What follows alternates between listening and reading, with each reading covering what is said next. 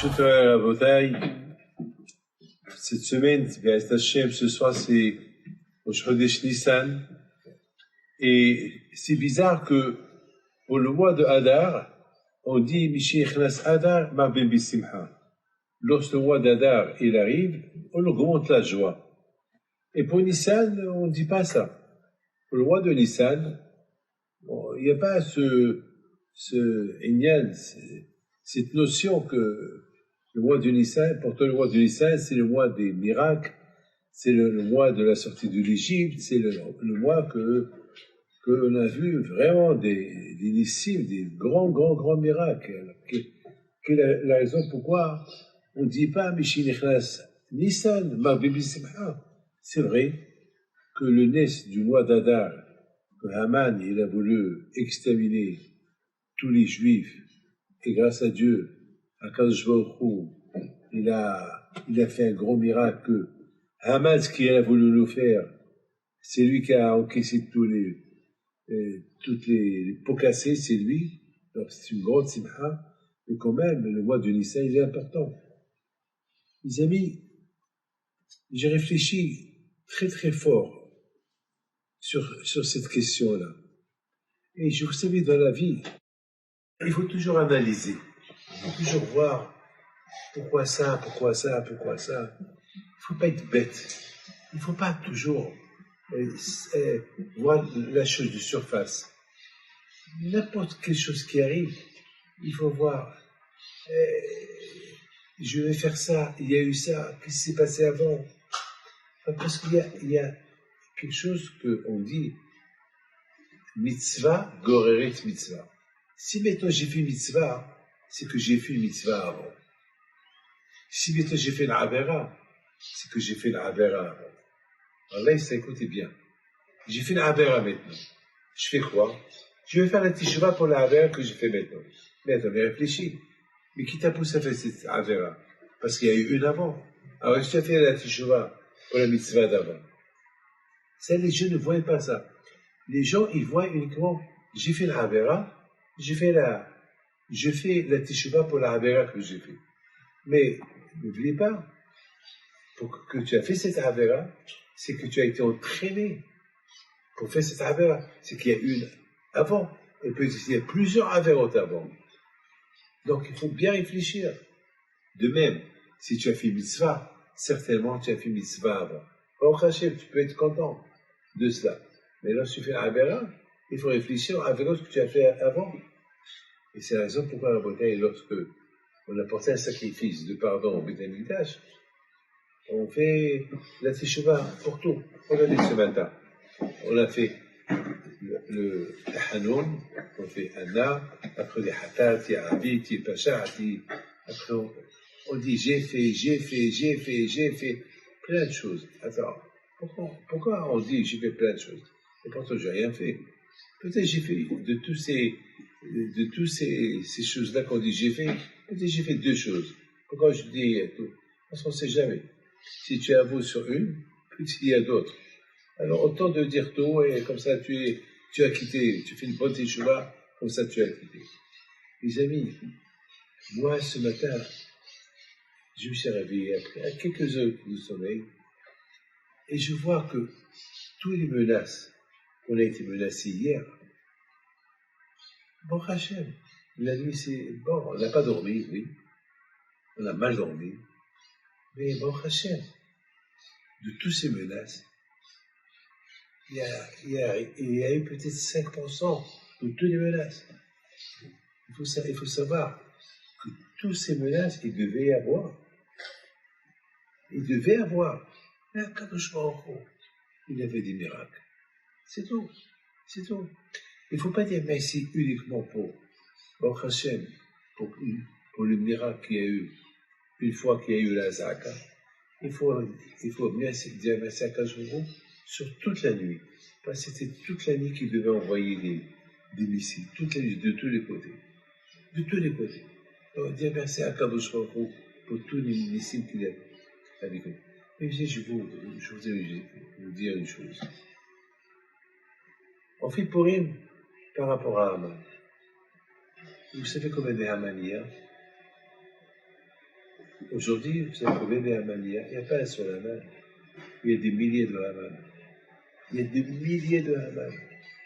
Et chaque génération et ses Hamanim. Chaque génération et ses Hamanim qui veut détruire les Juifs. Et tous ces Hamanim, toutes les générations, qui viennent du fameux Haman. Haman à Amalek. Haman ben Amidata. Celui dont on parle. Et c'est la raison pourquoi on dit Bishinichnas Adar ma bibisma. On est heureux le mois d'Adar, pas pour le miracle de Haman, dont on a été sauvé, de tous les Hamanim qui vont venir après nous. Regardez aujourd'hui. Regardez aujourd'hui combien de Haman, combien il y a des gens qui veulent railler les Juifs de la carte. Il y a plein, la marche. On les entend dire, il faut les tuer, il faut leur faire mitzvah de les tuer les Juifs. Et chacun qui dit ça, c'est un Haman. Donc, mes amis, le nes du mois de Hadar, c'était ce nes qui a eu le mois de Hadar, il couvre tous les cibles qui vont se passer pendant toutes les générations jusqu'à la venue de Mashiach. Donc, on dit merci à Kachon pour tous les Hamanim. C'est pour ça que le mois d'Adar, il englobe tout. Le mois de Nissan, il y avait un miracle. Il y a un miracle qu'il a. Il n'a pas beaucoup de. Et c'est un miracle qu'on se rappelle chaque jour. Mais le miracle, on n'a pas vu que Paro, il a voulu exterminer les Juifs. Le contraire. Paro, on lui dit merci. Parce qu'il nous a accueillis chez lui. La Torah dit, la Torah dit, il ne faut pas détester un Égyptien. Il faut l'aider. Un Ishkon, avec tout ce qu'il m'a fait, il ne faut pas le détester. Non. Pourquoi? Parce que tu étais chez lui. Il t'a hébergé. Nous, on est d'origine du Maroc. Il y a ceux qui sont d'origine d'Algérie. Il y a ceux qui sont d'origine de la Tunisie. Il faut être reconnaissant.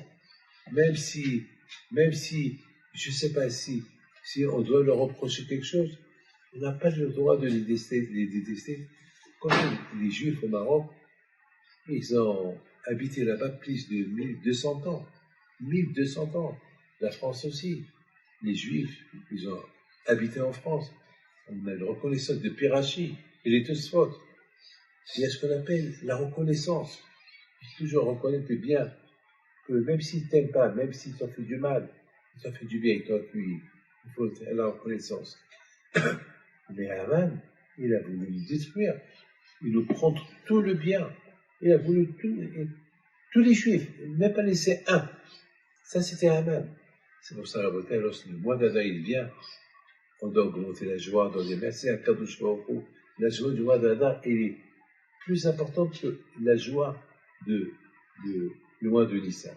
Parce que Nissan, le mois de Nissan, il y a eu des miracles, ils pouvaient avoir la continuité.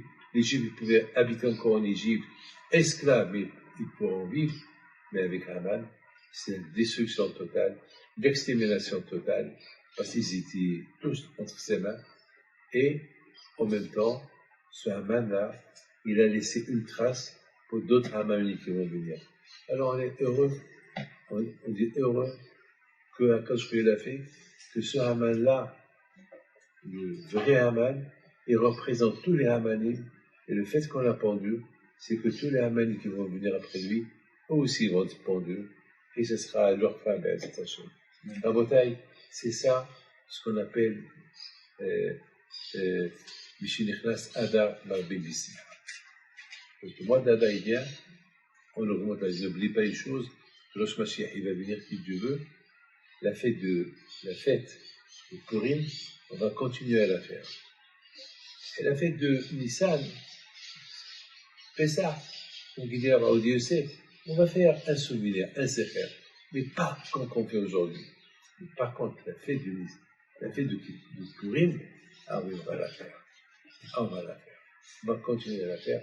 Pourquoi? Parce que si Hachem ne nous avait pas fait le miracle de Haman, là, il n'y aura pas de Mashiach. Il n'y aura rien du tout. Donc l'avenir, elle dépend du passé.